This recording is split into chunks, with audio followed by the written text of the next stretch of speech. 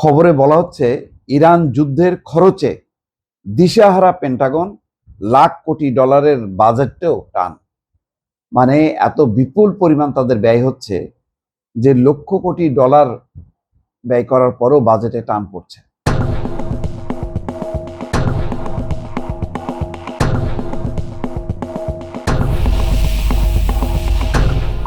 গতকাল থেকে দেখছি এই খবরগুলো আসছে যে একেবারে তাদের জিহ্বা বেড়ে যাচ্ছে। মোট কথা, এত খরচের বোঝা বহন করতে যেয়ে কিন্তু ওই যে ডোনাল্ড ট্রাম্পের একরোখা জিত, যে তাকে জিততেই হবে, সামনে মধ্যবর্তী নির্বাচন, তাকে একটা ফলাফল দেখাইতে হবে। আর ইসরায়েলের ফাঁদে পড়লে কি হয় এখন আমেরিকার জনগণ টের পাচ্ছে। আজকে 11তম দিন, 11তম রাত, টানা 11টা রাত ধরে তারা বোমাবর্ষণ করে যাচ্ছে নির্বিচারে, কোনো রকম লক্ষ্য ছাড়া।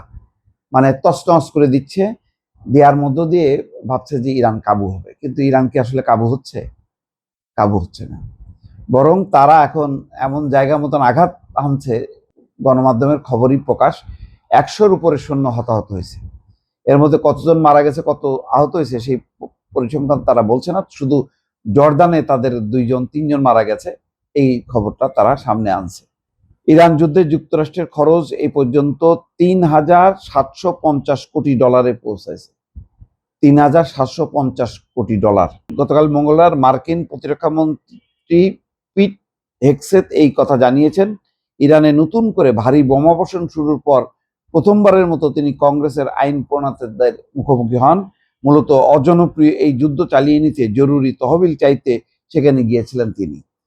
এই যুদ্ধের কংগ্রেসের যারা আইন প্রণেতা, সেই রিপাবলিকান হোক ডেমোক্র্যাট হোক, কেউ সাপোর্ট করছে না। শুধুমাত্র ওই যে প্রেসিডেন্টের নিজের ক্ষমতা বলে তিনি যুদ্ধ চালায় যাচ্ছে। যুক্তরাষ্ট্রে মধ্যবর্তী নির্বাচনের আর মাত্র কয়েক মাস বাকি।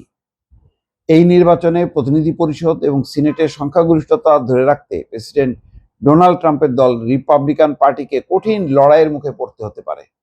অন্যদিকে জনমত জরিপগুলো এখন বেশ সুবিধাজনক অবস্থানে রয়েছেন ডেমোক্রেটরা। তারা অজনপ্রিয় এই যুদ্ধের খরচের সঙ্গে জনগণের জীবনযাপনের ব্যয়ের সামর্থ্যের বিষয়টি যুক্ত করার চেষ্টা করছে। বলা হচ্ছে যে জীবনযাত্রা ব্যয় বেড়ে গেছে, কারণ তেলের দাম বেড়ে যাচ্ছে। যখনই যুদ্ধ হচ্ছে তখনই তেলের দাম বাড়ছে, আর এটা সরাসরি জনগণকে এফেক্ট করতেছে, প্রতিদিন এফেক্ট করতেছে। আজকে সে যত সেন্ট দিয়ে তেল কিনতেছে, তারপরে যে দেখে যে তাকে আরো কয়েক সেন্ট যুক্ত করতে হচ্ছে। তো এইগুলি তো মার্কিন জনগণ পছন্দ করছে না। সবচেয়ে বড় কথা হলো এটার লক্ষ্যটা কি, কার স্বার্থে? অন্য দেশের স্বার্থে কেন ইরান যুদ্ধ? এই প্রশ্নটা এখন মার্কিন জনগণের। ওয়াশিংটনে অনুষ্ঠিত এই শুনানিতে আইন প্রণেতাদের হেগসেথ জানিয়েছেন 3,750 কোটি ডলারের এই হিসেবে যুদ্ধের নির্দিষ্ট কিছু খাতের খরচ ধরা হয়েছে। আগামী 30শে সেপ্টেম্বর পর্যন্ত সম্ভাব্য খরচের হিসাবও এর মধ্যে রয়েছে। তবে পেন্টাগন কিভাবে এই হিসাব করেছে তা স্পষ্ট নয়। গত মার্চে একটি সূত্র রয়টার্সকে জানিয়েছিল, ট্রাম্প প্রশাসনের হিসাব অনুযায়ী যুদ্ধের প্রথম 6 দিনেই কমপক্ষে $1,130 খরচ হয়েছিল, প্রথম 6 দিনেই।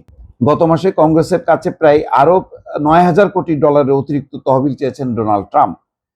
এর বেশিরভাগই ইরান যুদ্ধকেন্দ্রিক। এদিকে আইন প্রণেতারা এই যুদ্ধ নিয়ে হতাশ, অন্যদিকে আগামী নভেম্বরে মধ্যবর্তী নির্বাচন। এই পরিস্থিতিতে এই তহবিল চাওয়াকে কেন্দ্র করে আইন প্রণেতাদের সঙ্গে ট্রাম্প প্রশাসনের নতুন করে লড়াইয়ের ক্ষেত্র তৈরি হয়েছে।